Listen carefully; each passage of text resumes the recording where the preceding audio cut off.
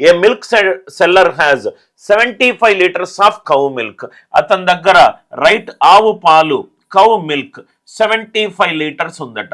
Okay, అర్థం కావడానికి నేను క్వశ్చన్ని నీట్గా ఎక్స్ప్లెయిన్ చేస్తున్నాను. మనకు తెలుగు లేదు కాబట్టి నేను క్వశ్చన్ని తెలుగులో నీట్గా ఎక్స్ప్లెయిన్ చేస్తాను. దాని తర్వాత 45 litres of stomach milk, 45 litres of stomach milk. దాని తర్వాత 30 litres of full cream milk, 30 litres of full cream milk. Same exact question, just right milk seller బదులు ఇంకోటి ఉంది. ఆల్రెడీ మనము నంబర్ సిస్టమ్ మీరు ఎస్ఎస్సి వీడియోస్లో చూడొచ్చు. These should be kept in a different trays in such a way that each tray contains, ప్రతి ట్రేలో each tray contains equal quantity of milk. మనం ఒక ట్రే తీసుకోవాలి, ఆ ట్రేలో ఈక్వల్ క్వాంటిటీ ఆఫ్ మిల్క్ ఉండాలి.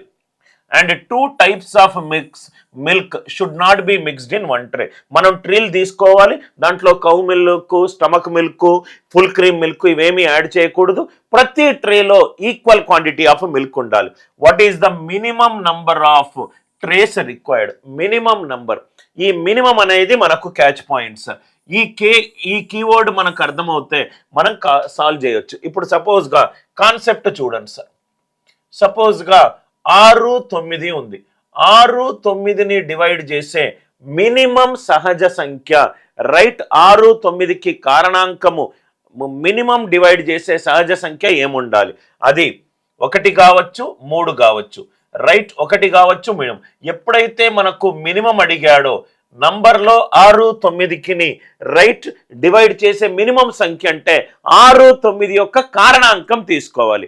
రైట్ గరిష్ట సంఖ్య అని అడిగాడు అనుకోండి, 6, 9లలో డివైడ్ చేసే ఎల్సిఎం అడిగాడు అనుకోండి, మనము రైట్ మ్యాక్సిమం తీసుకోవాలి. మినిమం అడిగినప్పుడు మనం ఎప్పుడూ కూడా హెచ్సిఎఫ్ తీసుకోవాలి. సో కాబట్టి HCF of 75, 45, 30. Right, are you all with me? HCF తీసుకున్నాము. ప్రతి ట్రేలో ఈక్వల్ క్వాంటిటీ ఆఫ్ మిల్క్ అయి ఉండాలి, ఈక్వల్ క్వాంటిటీ ఆఫ్ మిల్క్ అయి ఉండాలి, మరియు మినిమం అయి ఉండాలి. అంటే హెచ్సిఎఫ్ తీసుకున్నాను. హెచ్సిఎఫ్ గాసాబా, కొన్ని నంబర్లకు గాసాబా చేసేటప్పుడు రైట్ ఆన్సర్ ఎప్పుడు ఏంటంటే factor of the smallest difference. Answer ఎప్పుడు factor of the smallest difference. Smallest difference ఏమైంది? ఇదేమో 30, ఇదేమో 15, ఇదేమో 45. అతి చిన్న వాల్యూ ఏంటి సార్? 15. అంటే ఆన్సర్ ఫ్యాక్టర్ ఆఫ్ 15 అయి ఉండాలి. 1 కావచ్చు, 5 కావచ్చు, 3 కావచ్చు, 15 కావచ్చు. కానీ హెచ్సిఎఫ్ కావాలి.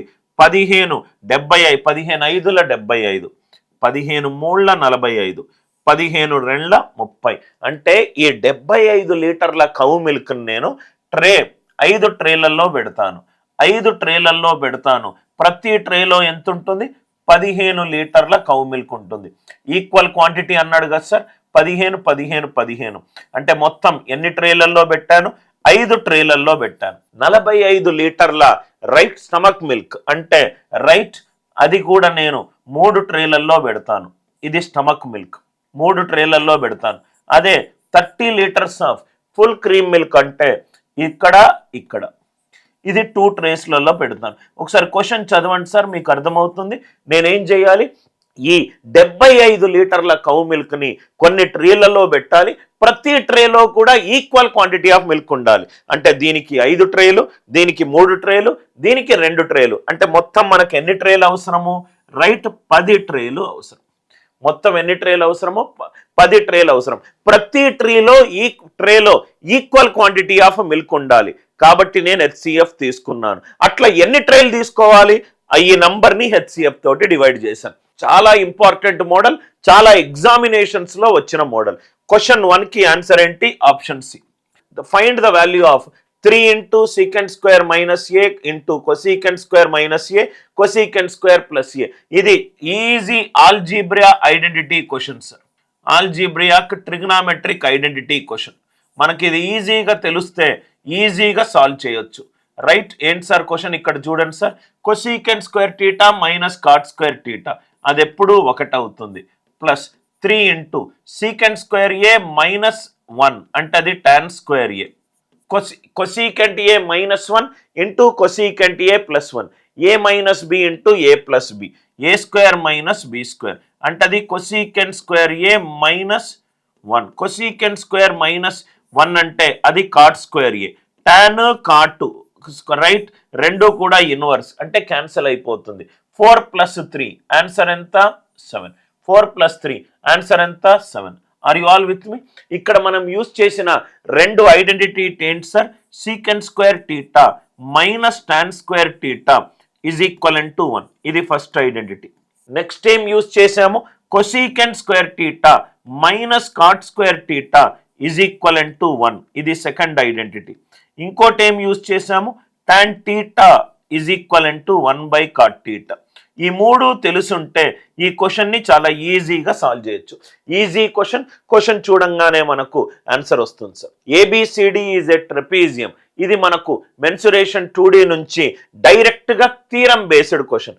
A B C D is a trapezium in which AB is parallel to CD. ఇది ఏ, ఇది బి, ఇది సి, ఇది డి.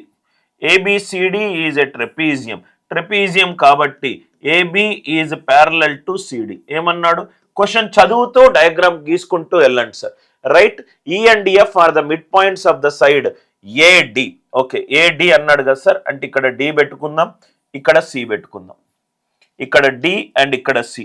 సో దట్ మనకు క్వశ్చన్కి తగ్గట్టుగా మనము ఇది డి, ఇది C. E and F are the mid points of right the sides AD and BC. Okay, which are not parallel sides. AD BC ఈ రెండు ప్యారలల్ సైడ్స్ కావు. AD and BC are non parallel sides. క్వశ్చన్లో ఏమిచ్చాడు? AB అనేది 28, CD అనేది 18. అయితే నాకు EF value కావాలి. ఈఎఫ్ వాల్యూ కావాలి. Are you all with me? ఇది టైపింగ్ మిస్టేక్. ఈఎఫ్ వాల్యూ కావాలి. ఏబిసిడి అనేది ట్రెపీజియం. ఏబిసిడి రెండు parallel sides, ADBC non parallel sides.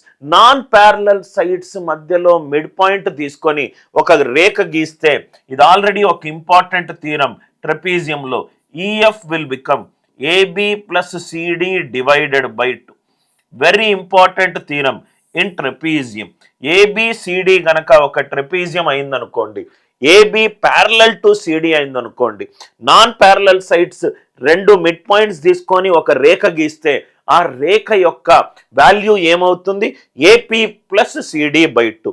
అంటే 28 plus 18 divided by 2, 46 divided by 2. అంటే ఈ క్వశ్చన్కి ఆన్సర్ ఎంత? 46 divided by 2. 46 divided by 2 is 23. Answer 18, 28 మధ్యలో ఉండాలి. 18, 28 మధ్యలో ఉన్న ఏకైక వాల్యూ ఏంటి సార్? 23.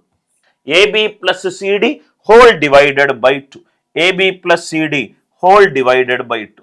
ఇది ఇంపార్టెంట్ థీరం. డైరెక్ట్గా థీరం బేస్డ్ క్వశ్చన్స్ కూడా మనల్ని క్వశ్చన్లో అడిగారు. So 46 divided by 2. Direct question చూడంగానే మనకు ట్రెపీజియం అన్ని ప్రాపర్టీలో తెలిసినట్టు అవుతాయి. ఈ క్వశ్చన్ని చాలా ఈజీగా సాల్వ్ చేయొచ్చు. Find the value of sin power 6a plus cos power 6a plus 3 sin square a cos square a.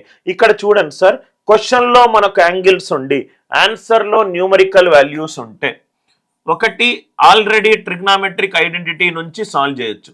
ఇంకోటి క్వశ్చన్లో యాంగిల్స్ ఉండి ఆన్సర్లో వాల్యూస్ ఉంటే, క్వశ్చన్లో యాంగిల్స్ ఉండి ఆన్సర్లో వాల్యూస్ ఉంటే, రైట్, యాంగిల్ సబ్స్టిట్యూషన్ అనేది బెస్ట్ మెథడ్. యాంగిల్ సబ్స్టిట్యూషన్ అనేది బెస్ట్ మెథడ్. యాంగిల్ సబ్స్టిట్యూషన్ అనేది బెస్ట్ మెథడ్. ఏంటి సార్ ఈ యాంగిల్ సబ్స్టిట్యూషన్? ఈజీ కోసము యాంగిల్ ఏ మనము 90 degrees అనుకుందాం. యాంగిల్ ఏ 90 degrees అనుకుంటే ఇదేమో cos 90 0, cos 90 0, ఇదేమో cos 90 0, right. sin 90 1, 1 minus of sin 90 1, 1 plus 1 cosecant 91 అంటే 1 మైనస్ 2. 1 మైనస్ 2 ఆన్సర్ ఎంత? -1. అంటే ఈ క్వశ్చన్కి ఆన్సర్ ఏంటి? -1. What will be the value of? ఇట్లాంటి క్వశ్చన్స్ని ఎలా చేయాలంటే, క్వశ్చన్లో వేరియబుల్స్ ఉన్నాయి, క్వశ్చన్లో వేరియబుల్స్ ఉన్నాయి, ఆన్సర్లో వేరియబుల్స్ ఉన్నాయి. క్వశ్చన్లో వేరియబుల్స్ ఉన్నా, ఆన్సర్లో వేరియబుల్స్ ఉన్నా మనము అదే సబ్స్టిట్యూషన్ మెథడ్ కూడా మనము యూస్ చేసుకోవచ్చు. క్వశ్చన్లో వేరియబుల్స్, ఆన్సర్లో వేరియబుల్స్ ఉంటే సబ్స్టిట్యూషన్ మెథడ్ యూస్ చేసుకోవచ్చు. సార్ ఏంటి సార్ సబ్స్టిట్యూషన్ మెథడ్? ఏంటా సబ్స్టిట్యూషన్ మెథడ్? నవ్వు ఇక్కడ చూడండి సార్, నేనేమనుకుంటున్నానంటే y0 అనుకోండి. y0 అనుకుంటే ఏమొస్తుందో ఒక్కసారి చూసుకోండి సార్. y0 అనుకుంటే ఇది వెళ్ళిపోయింది, ఇది వెళ్ళిపోయింది. y0 అంటే 2z హోల్ స్క్వేర్ అంటే 4z square, 5z whole square అంటే 25z square minus 25z square, 25z square minus 25z square వెళ్ళిపోయింది. అంటే plus 4z square, plus 4z square అంటే ఇది ఆన్సర్ కాదు, ఇది కూడా ఆన్సర్ కాదు. క్వశ్చన్ చూడంగానే మనకు రెండు ఆన్సర్లు ఎగిరిపోయాయి. ఎప్పుడు ఒక వేరియబుల్ని 0 అనుకున్నాను. మళ్ళీ నేను z0 అనుకుంటే, z0 అనుకుంటే స్క్వేర్ 25y స్క్వేర్, z0 అనుకుంటే ప్లస్ 4y స్క్వేర్, z0 అనుకుంటే 0 అంటే నాకు ఏం రావాలి సార్? 29y స్క్వేర్ రావాలి, 29y స్క్వేర్ రావాలి, 29y స్క్వేర్ రావాలి ప్లస్ 4z స్క్వేర్ రావాలి.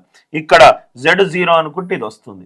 అంటే మనము ఏ ఆల్జీబ్రియాక్ ఐడెంటిటీస్ చేయాల్సిన అవసరం లేదు. ఈ మోడల్ని నేను ఆల్రెడీ డిస్కస్ చేశాను సార్ మీకు, రైట్? మన వీడియోలలో ఇట్లాంటి మోడల్స్ ఉన్నాయి. ఇది చాలా ఇంపార్టెంట్ మోడల్ సార్. మనం ఇట్లాంటి క్వశ్చన్స్ని ఎలా సాల్వ్ చేయాలి? సబ్స్టిట్యూషన్. సార్ ఈ సబ్స్టిట్యూషన్ మెథడ్ ఎప్పుడు యూజ్ చేస్తాం? క్వశ్చన్లో చరరాశులు, ఆన్సర్లో చరరాశులు ఉన్న చోట సబ్స్టిట్యూషన్ మెథడ్ యూజ్ చేస్తాం. ఫస్ట్ ఏమనుకున్నాను? y0 అనుకున్నాను. y0 అనుకుంటే నాకు ఆన్సర్ జెడ్లలో వచ్చింది. ఏమొచ్చింది? ప్లస్ 4z స్క్వేర్ వచ్చింది. ఇది మైనస్ 4z స్క్వేర్, ఇది మైనస్ 4z స్క్వేర్ క్యాన్సల్ అయిపోయింది. దాని తర్వాత z0 అనుకున్నా. z0 అవుతే ఆన్సర్ వైలలో వచ్చింది 29y స్క్వేర్, కానీ option C 19y square. So ఈ క్వశ్చన్కి ఆన్సర్ ఎంత? Option D. Are you all with me?